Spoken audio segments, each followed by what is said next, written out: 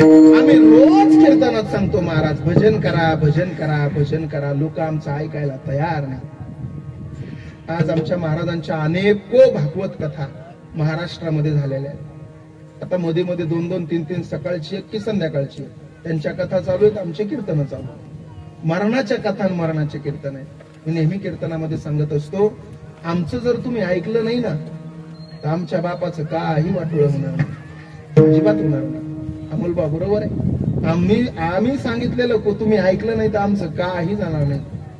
कारण आमच्या संतांनीच सांगितलंय हे जरी नाही मग दुसरा येईल. हे जरी नाही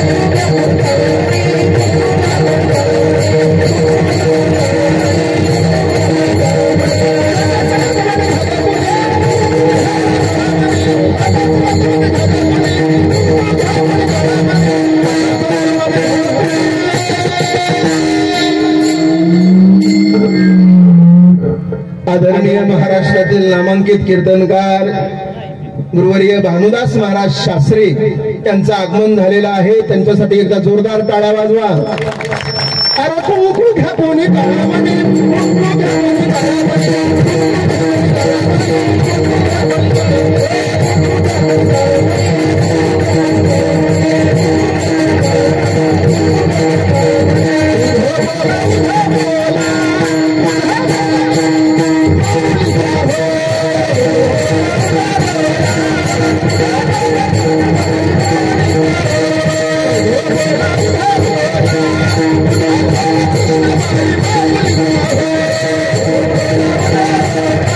Thank you.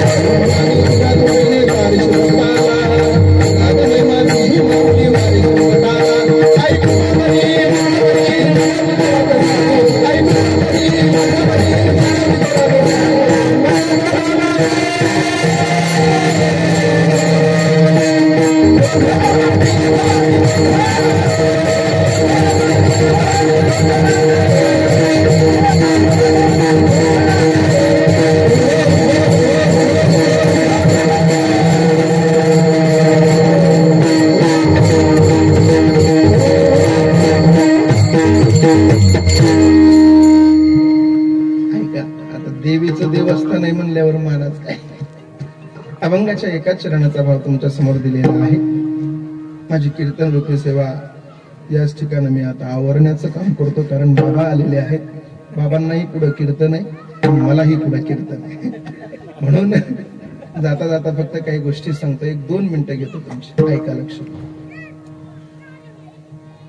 जीवन जगत असताना जीवनामध्ये लेकरांवर जेवढे होता होईल तेवढे चांगले संस्कार टाकण्याचा प्रयत्न करा.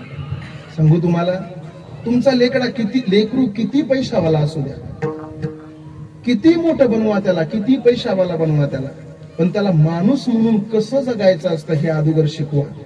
तुम्ही ते शिकवलं नाही तर तुमच्या कोट्यावधी रुपयाच्या बंगल्याला काही किंमत नाही. महाराज एक सांगू तुम्हाला, असे आम्ही अनेक बंगले पाहिलेत, कोटी 2-2 कोटी रुपयाचे बंगले पाहिलेत, पण त्या बंगल्यामध्ये टोपी घालून गुडघ्यापर्यंत धोतर घातलेला म्हातारा माणूस नाही ना, तर त्या बंगल्याला किंमत 0 आहे. आणि तुम्हाला वाटत असेल आमच्या लेकरानं म्हातारपण आमचं कडीला चांगलं नेलं पाहिजे, तर आमच्या नामदेव वारकरी शिक्षण संस्थेचं बोट पकडा.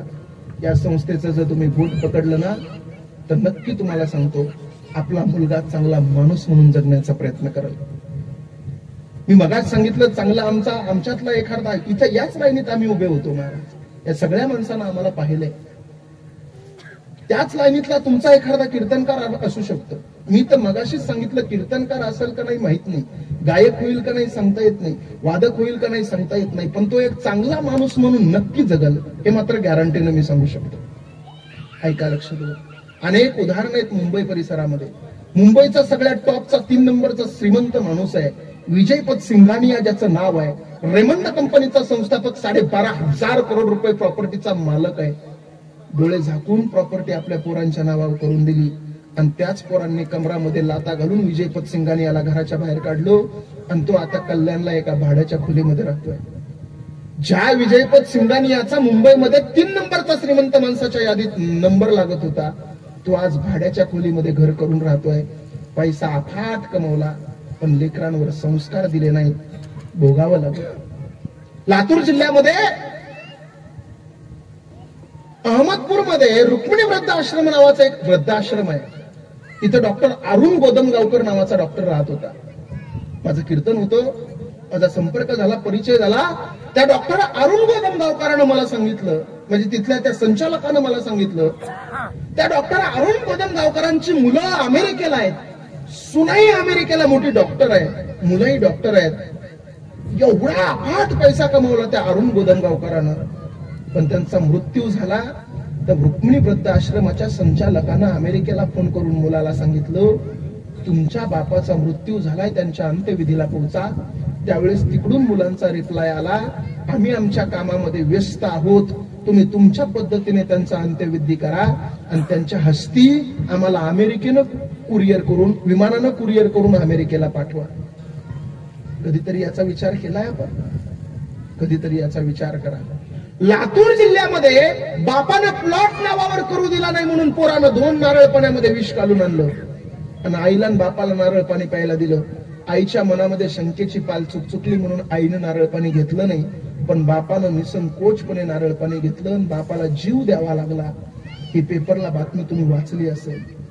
कधीतरी आपल्यालाही आपल्या मुलानं माणूस म्हणून जगावं, मला असं वाटतं हे अत्यंत महत्वाचं आहे. आणि मी नेहमी कीर्तनामध्ये सांगत असतो, वारकरी संप्रदायाचं बोट पकडा राजा हो. हा वारकरी संप्रदाय एवढा श्रेष्ठ आहे, तुमचा हात दुखला तर तुम्हाला हाताचा आराम करता येईल, तुमचा पाय दुखला तर तुम्हाला पायाचा आराम करता येईल, तुमचं डोकं दुखलं तर तुम्हाला डोक्याचा आराम करता येईल, पण तुमचं हृदय दुखलं तर तुम्हाला हृदयाचा आराम करता येणार नाही. कारण हृदयानं आराम केला तर शरीराची राख होईल.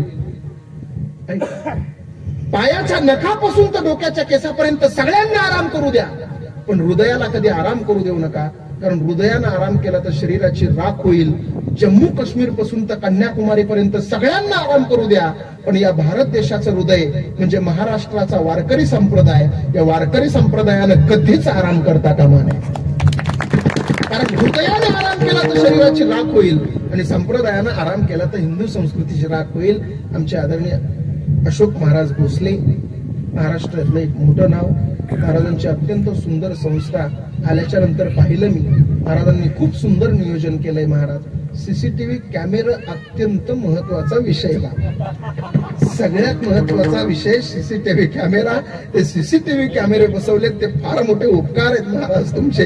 कारण अनेक गोष्टी महाराज, आणि खरं सांगू का, त्यांच्या जीवनातला प्रत्येक व्यवहार एवढा तीक्ष्ण आहे महाराज. मी त्यांचा सगळा अभ्यास केलाय. मी माणसाच्या जवळ एवढ्या सहजासहजी जात नाही बाबा. माझे मित्र फार कमी आहेत माझ्या जिंदगीमध्ये, पण त्याच्यातले अशोक महाराज एक माझे मित्र आहेत. मी त्यांच्या जीवनाचा एवढा बारकाईनं अभ्यास केलाय महाराज. व्यवहार इतका स्ट्रॉंग आहे या माणसाचा. या माणसाकडून व्यवहार शिकण्यासारखं आहे महाराज. हा व्यवहार कधी कधी त्यांच्याकडून आमच्या सारख्याला शिकायला मिळतोय. हे आमच्या मैत्रीचं नातं आहे. हे नातं असंच आमचं टिकून राहावं हीच मागणी देवाकडे आहे. आणि या संस्थेला कोणाची दृष्ट लागू नये हीच मागणी देवाकडे आहे. आदरणीय आमचे गुरुवर्य भानुदास महाराज या ठिकाणी आलेले आहेत. महाराजही बोलतील, इथं 2 शब्द शुभेच्छा देतील. आणि आलेल्या सगळ्या गुणवान मंडळीचे हा माझा घरचा कार्यक्रम म्हणून मी माझ्यातर्फेही शुभेच्छा देतो. कोणाचा नाम उल्लेख करायचा राहिला असेल तर कोणी म्हणजे चुकीचा गैरसमज करू नका, कारण वेळ आपल्याकडे कमी असल्यामुळं माझ्या जीवनातलं सगळ्यात कमी वेळेचं कीर्तन आज मी केलेलं आहे. हा इतिहास आहे. मला आज हे लक्षामध्ये राहील. सगळ्यांना कोटी कोटी धन्यवाद देतो. सेवेला याच ठिकाणं राम ज्ञानेश्वर.